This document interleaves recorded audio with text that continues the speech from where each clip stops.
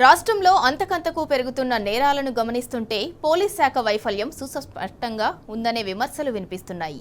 Police శాఖపై కొరవడిన పర్యవేక్షణే నేరగాళ్లు రెచ్చిపోవటానికి కారణమవుతుందని పలు సంఘాలు మండిపడుతున్నాయి. ఎంత పెద్ద నేరం చేసినా బెయిల్ తెచ్చుకొని తప్పించుకోవచ్చనే ధీమాతోనే ఈ ఘాతుకాలు పెరుగుతున్నాయని కారణమవుతుందనే ఆరోపణలు వినిపిస్తున్నాయి.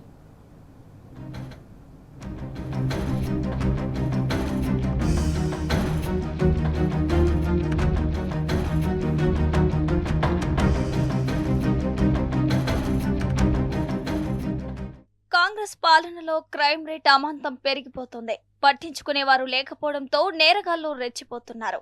ఒకప్పుడు క్రైమ్ కట్టడిలో బేష్ అనిపించుకున్న తెలంగాణ పోలీస్ శాఖ ప్రస్తుతం మొద్దునిద్ర వహిస్తోంది. తాజాగా పోక్సో కేసు నమోదైన బండి భగీరథ్, రాజ్ కుమార్ లాంటి వారికి బెయిల్ వచ్చిందంటే ఇందులో పోలీస్ శాఖ వైఫల్యం లేదా అన్న ప్రశ్నలు ప్రజల నుంచి వస్తున్నాయి.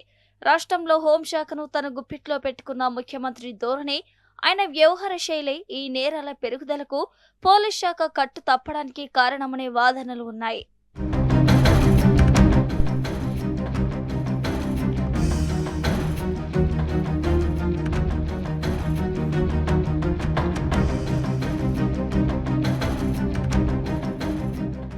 రాష్ట్రంలో 2.5 ఏళ్లుగా నేరాల రేటు పెరిగిందని అధికారిక లెక్కలే చెప్తున్నాయి.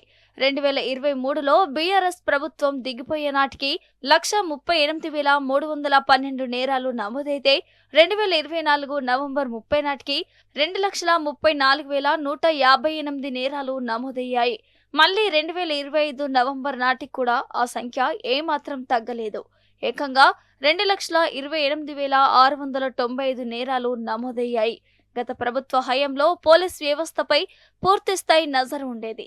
ఎప్పటికప్పుడు స్వయంగా అప్పటి సీఎం కేసీఆర్ రివ్యూలు నిర్వహిస్తుండేవారు. ఉన్నతాధికారులను అప్రమత్తం చేసేవారు. ఇక ప్రస్తుతం హోంశాఖను ముఖ్యమంత్రి రేవంత్ రెడ్డి తన వద్దే అట్టిపెట్టుకున్నారు. కానీ పోలీస్ శాఖపై దృష్టి సారించలేదు కదా. కనీసం మంత్రి క్లెయిమ్ రివ్యూలు సైతం నిర్వహించడం లేదు. కనీసం 3, 6, 9 నెలలకోసారైనా క్రైమ్ రివ్యూ చేపట్టిన దాఖలాలు లేవు. దీంతో పోలీస్ శాఖపై పర్యవేక్షణ కొరవడిందే. ఇదే నేరస్తులకు వరమైంది.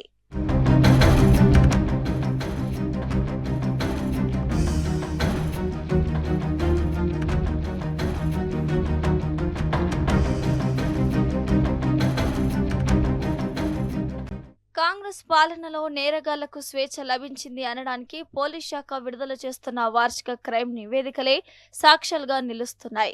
2023తో పోల్చితే 2024లో నేరాలు ఏకంగా 22% పెరిగాయి.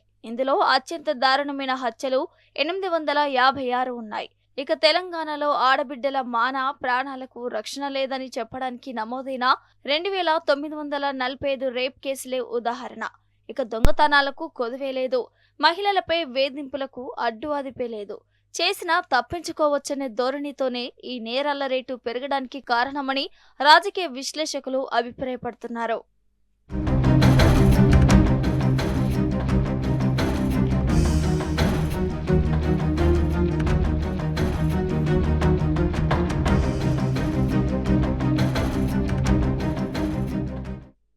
గత ప్రభుత్వ హయాంలో అప్పటి సీఎం కేసీఆర్ రాష్ట్రంలో శాంతి భద్రతలు, నేరాల నియంత్రణకు అత్యంత ప్రాధాన్యతనిచ్చారు. శాంతి భద్రతలు బాగుంటేనే పెట్టుబడులు వస్తాయనే ఉద్దేశంతో పోలీస్ శాఖను ఆధునీకరించడం, ఫ్రెండ్లీ పోలీసింగ్ ను ప్రవేశపెట్టడం ద్వారా నేరస్తుల్లో భయం కలిగించేలా పలు కీలక చర్యలు తీసుకున్నారు.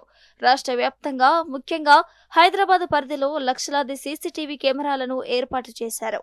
హైదరాబాద్లో అంతర్జాతీయ ప్రమాణాలతో అత్యాధునిక పోలీస్ కమాండ్ కంట్రోల్ సెంటర్ ను నిర్మించారు. రాష్ట్ర వ్యాప్తంగా ఉన్న నిఘా కెమెరాలు ట్రాఫిక్ వ్యవస్థను ఒకే చోటు నుంచి పర్యవేక్షించేలా ఈ సాంకేతికతను అందుబాటులోకి తెచ్చారు. మహిళల భద్రత కోసం ప్రత్యేకంగా షీ టీమ్స్ ను ప్రవేశపెట్టారు. బహిరంగ ప్రదేశాలు, విద్యా సంస్థలు, ఆర్టీసీ బస్సుల్లో మహిళలపై వేధింపులకు పాల్పడే ఆకతాయిలను పట్టుకోవడంలో ఈ వ్యవస్థ మంచి ఫలితాలనిచ్చింది.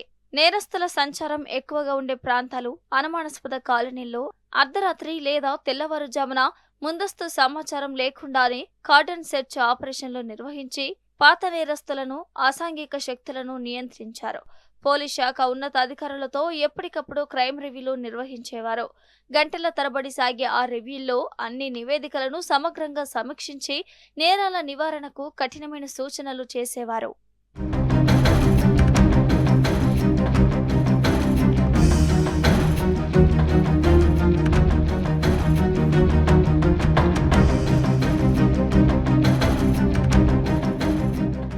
సైబర్ నేరాలు అరికట్టేందుకు సైబర్ సెక్యూరిటీ బ్యూరోను, డ్రగ్స్ ను అరికట్టేందుకు యాంటీ నార్కోటిక్ బ్యూరోను ప్రవేశపెట్టారు KCR.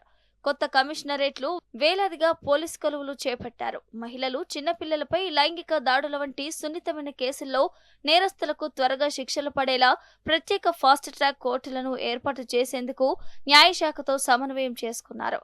Close teams, forensic labs సామర్థ్యాన్ని పెంచారు. డిజిటల్ ఆధారాలు, బయోమెట్రిక్ డేటా ఆధారంగా కోర్టులో పక్క సాక్ష్యాలను ప్రవేశపెట్టడం ద్వారా కేసుల నేర నిరూపణ శాతం పెరిగేలా చర్యలు తీసుకున్నారు. అత్యాధునిక వాహనాలతో విజిబుల్ పోలీసింగ్ నిమిషాల్లోనే ఘటనా స్థలంలో ఉండేవారు. ఇలా నేరాల కట్టడిని అప్పటి సీఎం కేసీఆర్ స్వయంగా పర్యవేక్షించేవారు.